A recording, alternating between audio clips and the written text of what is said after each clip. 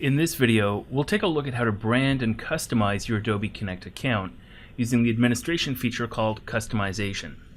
To do that, I've just signed up for a free 30-day trial. I'm going to go ahead and copy the password that's been assigned to me and click on the URL to log into my Adobe account.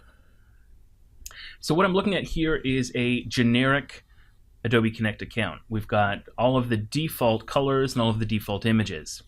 To customize it, I'm going to go over to Administration and then Customization.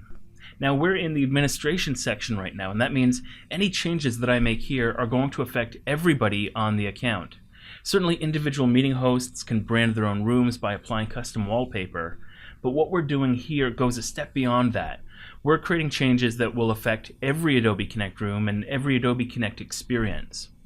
And you can see here on my screen, there's 3 areas where we can customize our Adobe Connect account. The first one is customizing the web application, also known as Adobe Connect Central. Next, we can customize the login. This is the screen that people see as they're logging into a Connect room, but they'd also see it as they're logging into an Adobe Connect account. And finally, we can make some changes to the meeting experience itself. Again, going beyond a simple wallpaper, but actually customizing the logos that are shown here and all of the colors used in an Adobe Connect meeting. To start though, let's go back to the Customize Central link to make some edits to the web application that's used anytime you're creating a new meeting or editing your profile. If I scroll down, you can see that there are a couple of different things that I can do. Over here on the right, you'll see that I can upload a new banner logo. The banner logo is what shows up on the top left-hand side of every Adobe Connect account. By default, you'll see it is an image that says Adobe Connect. If I want to change that, I can upload a new image, and there's a recommended size here that I'd really recommend that you follow. That's 360 pixels wide by 50 pixels tall. So I've got a couple of images already set for this banner image. I'm going to go ahead and choose File from the button, and then select my new banner logo. I'm branding this account for a fictional company called Geometrics. Now I've uploaded my new image. You'll notice there's just a white box here. It helps to hit the apply button for your changes to take effect. Even then, on some browsers, you'll notice that the change hasn't completely taken effect. You'll see up here in the top left-hand corner, for example, it still says Adobe Connect. Sometimes the old images stay in cache. It's good to try this with a brand new browser. If you're using Chrome, try testing it with something like Firefox or Internet Explorer. You can also do a hard refresh. I'm going to click Shift and then refresh, and actually I can now see the Geometrics logo in the top left-hand corner of the account that I'm using. That's not the only thing I can do here though. You'll notice if we scroll back down, I can also change some of the colors that are being used in the web application. For example, the table header, the color of the text that's displaying all of the text on the page. In my case, I think most of it looks okay. I am going to change this table header text though, again, to be consistent with my fictional brand. To do that, I can click on the table header link down at the bottom and select a blue color from this color mat. Now, in my case, I've selected a blue that doesn't really match my logo at all. If I know the specific color for my logo, I can simply edit that in here. So I can type in my own value. In my case, I happen to know it's 006599, and then click Enter, and you'll notice the table header changes, both here on my preview screen as well as down here where I can change the colors.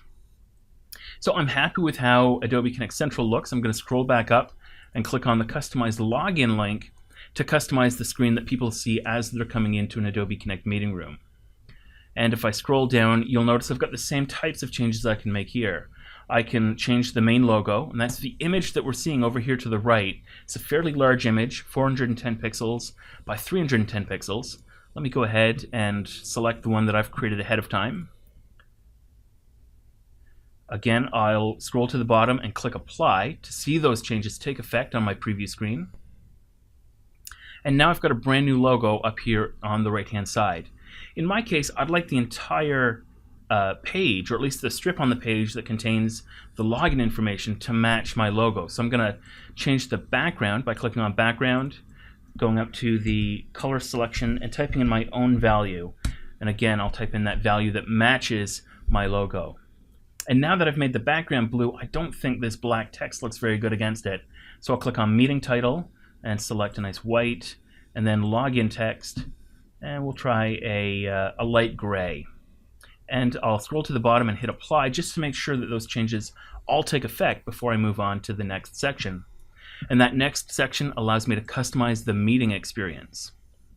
Now this looks a little different. If I scroll down, you'll notice the color wheel has changed to a much more granular color wheel. This is an updated screen. And there are more options for changing the colors inside of an Adobe Connect meeting room. Before we do that though, over to the right, I can also change the logo that's used inside of a meeting room. And in this case, it changes the logo that's used up in the top left-hand corner. By default, that's an Adobe logo, but you can change it to be the logo of your organization or whatever logo you'd like to have there. In addition to having the logo, you can also specify a URL so that when somebody clicks on that logo or that image, it takes them to whatever web page that you've identified. So I'm going to go ahead and click on that Choose File. I'll click the meeting bug image that I created that was exactly 50 pixels wide by 31 pixels high. And I can enter a custom URL so that when somebody clicks on that meeting bug, they'll automatically be taken to my custom URL. I'm going to click on the Apply button to see those changes take effect. And again, if I'd like to change any other colors in the meeting, for example, the color of the application bar, that's the bar up at the very top that contains all of the buttons, I can simply click on these, go ahead and type in my own values into the color picker. Click Enter, and you'll notice that change takes effect. There's a lot we can change here. We can change the menu highlight color. That's the color that you see when you select an item from the menu. The focus border color, you'll notice as people tab through here, you'll see the Geometrics logo in this case has got a green highlight across it. I can change that as I tab through. And in fact, I'd like to change that. This green doesn't look great with my corporate colors, so I'll change that to match my corporate blue. I can change the background color of the meeting itself. I like to keep that fairly neutral whenever possible, so I'm going to leave the gray background there. The application bar is what we changed up here at the very top. The text that appears on the application bar, in this case the word meeting. The pod bar color, this is the bar that's at the top of every pod, along with the text of that pod bar color can also be edited. Again, I like something fairly neutral for my account, so I'm going to leave those as shades of gray. I'm done here. I'm going to click Apply. Go back to the top. I'm just going to force a reload so that I can see how these new meetings look. Let me go ahead, create a brand new meeting. I'll just call it Alistair's meeting.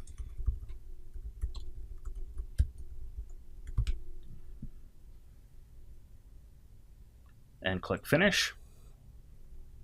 So we can see what this looks like. If I click on Enter My Meeting Room, and all of the changes I've made have already taken effect. I've got a brand new logo up here, I've got new colors. I'm able to brand my Adobe Connect account to be consistent with my own corporate look and feel.